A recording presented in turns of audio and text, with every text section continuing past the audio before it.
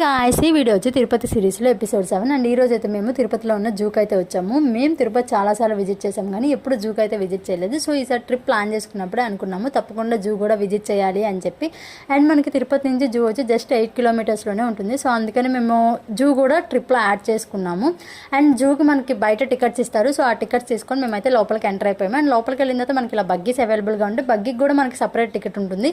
పెద్దవాళ్ళకి వచ్చి 70 రూపీస్, చిన్నపిల్లలకి వచ్చి 50 రూపీస్ ఉంటుంది. అండ్ బగ్గీ తీసుకున్న ప్రతి ఒక్కరికి మనకు ఒక ట్యాగ్ అయితే వేస్తారు.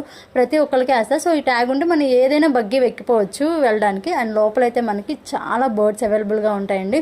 అండ్ ఏంటంటే పికాక్లోనే చాలా రకాలు ఉంటాయి, ఒక్క ప్యారెట్లోనే చాలా రకాలు. ఇలా మనం ఎప్పుడు చూడనివి చాలా బర్డ్స్ అండ్ యానిమల్స్ అయితే చూడొచ్చు. అండ్ ఇక్కడ లైన్ సఫారీకి వెళ్తాం, మళ్ళీ దీనికి సపరేట్గా టికెట్ ఉంటుంది. అండ్ ప్రతి దానికి మనకి సపరేట్ టికెట్ అయితే ఉంటుంది. లైన్ సఫారీ అయితే పెద్దవాళ్ళకి 50 రూపీస్, చిన్న వాళ్ళకి 30 రూపీస్ ఉంటుంది. లైన్స్ అయితే మన కళ్ళ ముందు అలా వెళ్తాయండి. ఇదైతే ఒక మంచి ఎక్స్పీరియన్స్ లైన్ సఫారీ. బట్ ఇక్కడ డిసప్పాయింట్మెంట్ ఏంటంటే ఎక్కువసేపు ఉండిద్ది అనుకున్నాం. బట్ ఏంటంటే ఒక 15 మినిట్స్లోనే వాళ్ళు రిటర్న్ అయితే తీసుకొచ్చేసారు. సో ఎక్కువసేపు అయితే లేదు.